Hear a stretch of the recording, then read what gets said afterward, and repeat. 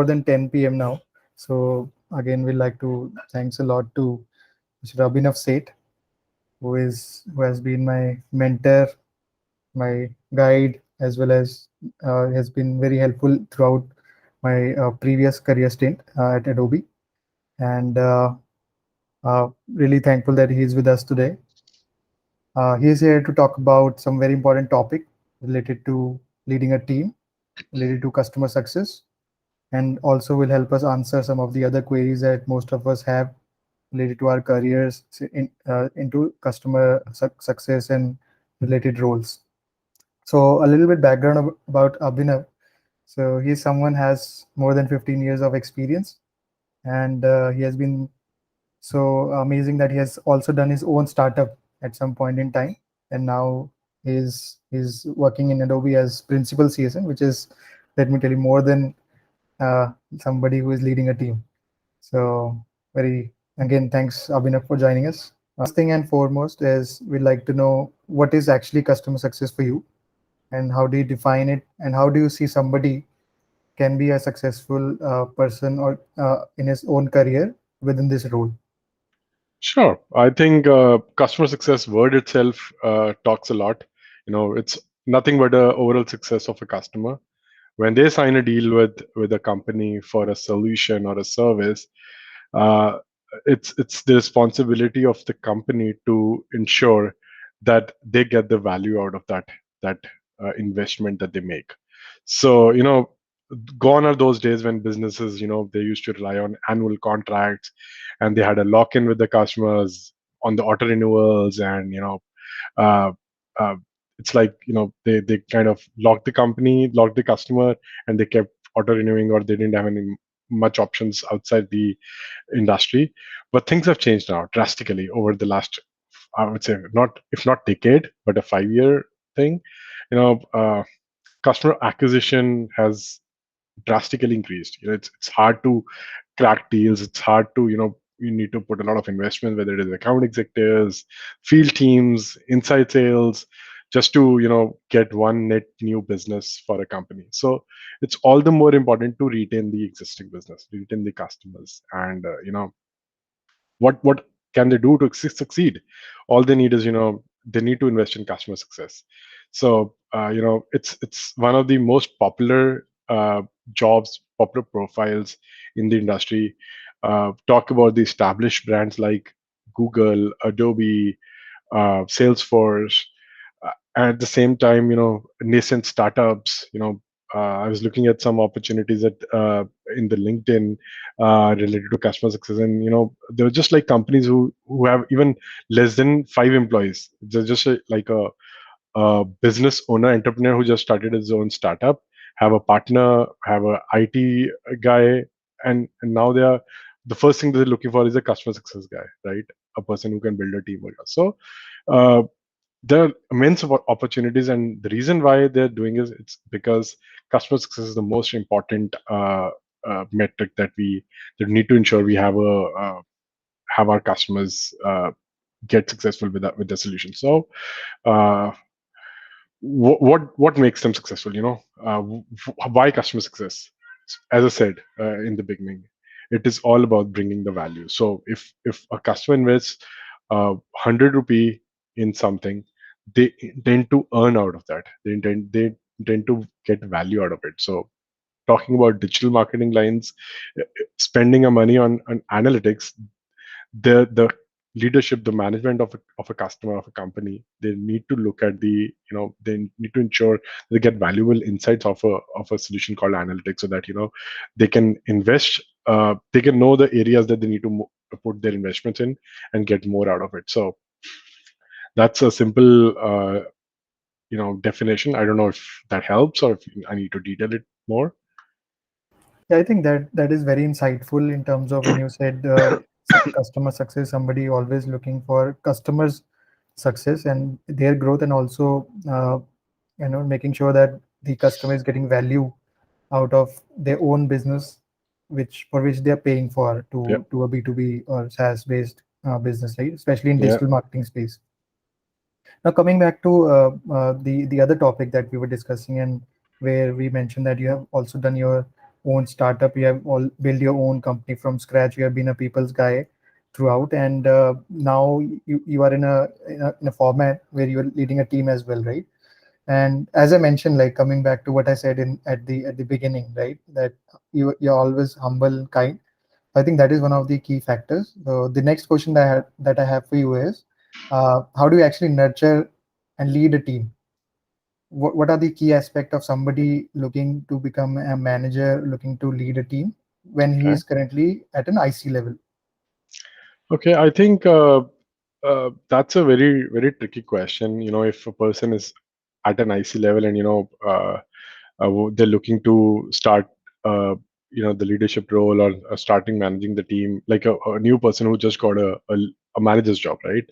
So I think it starts from the way how you inherit things, how you see things around, whether it is you need to go through some content on the websites about leadership, or you go through some books, or you just follow what what you look up to, right? What you idolize as your role model in terms of leadership, whether it is your manager or your manager's manager, or someone who you worked with in the past, right?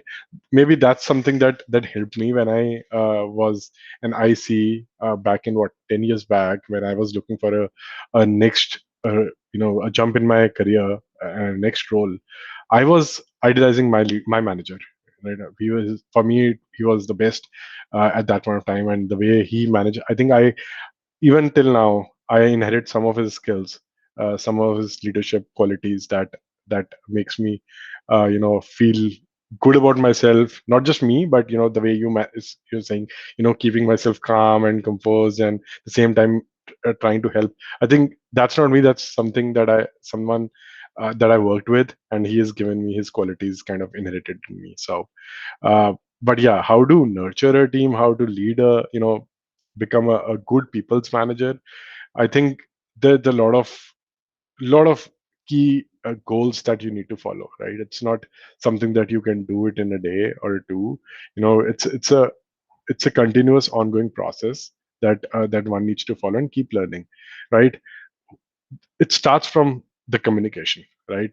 Communicating every day, every time, with your team, not just communicating uh, with a person on a on an individual level, but going in a team, the way how should I say this,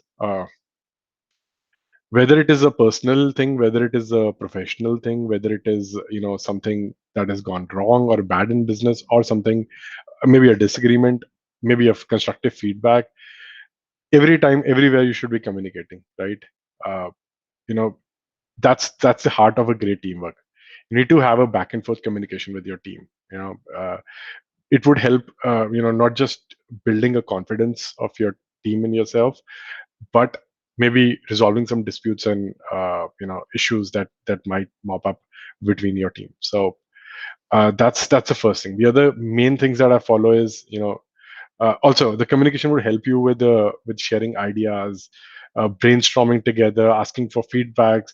Overall, would help build a stronger team, right? That's a key or a seed of nurturing, right? If you have a good communication, you will have a great relationship with your team. Uh, the other thing is,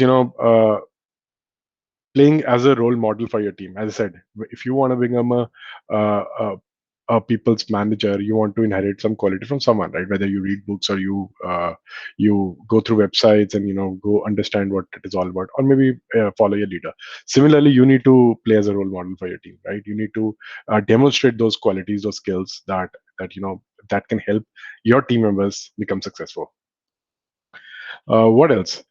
I think it is also very important to establish some rules. Rules are everywhere. You check out sports, you check out, you go into, you drive, and there are traffic rules.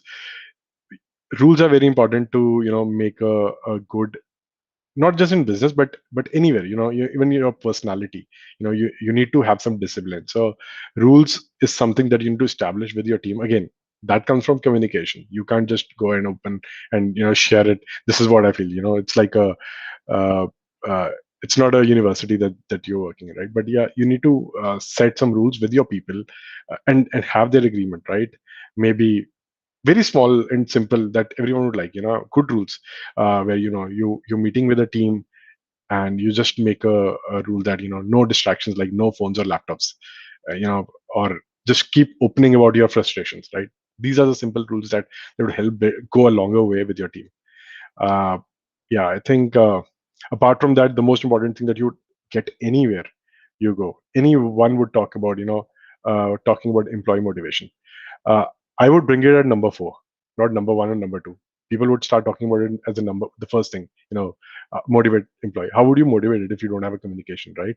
So I've set the order that I've stated. I've put the motivation part number four, and it's also important, right? It's not that I can ignore, but that's something that keeps the team engaged and keep the team at a performing benchmark. So employee motivation is very important, and how you do it, by by rewarding their qualities, pat on the backs, and what, acknowledging the work, the good performances. So these are some key and minor things that are very essential for for having a great team, or good team that you not want to nurture.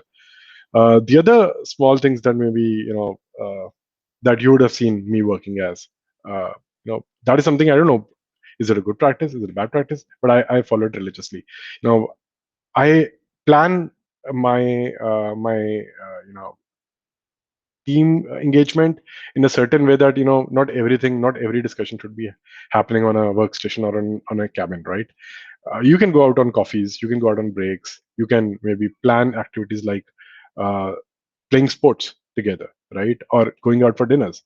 Uh, that would go a long way in building a team. So that are some qualities that I kind of inherit and follow. I think what all you have said in a proper format or setting the rules, and this is not just you telling somebody of what they should do. This is actually is the framework of being a guy, somebody. Correct.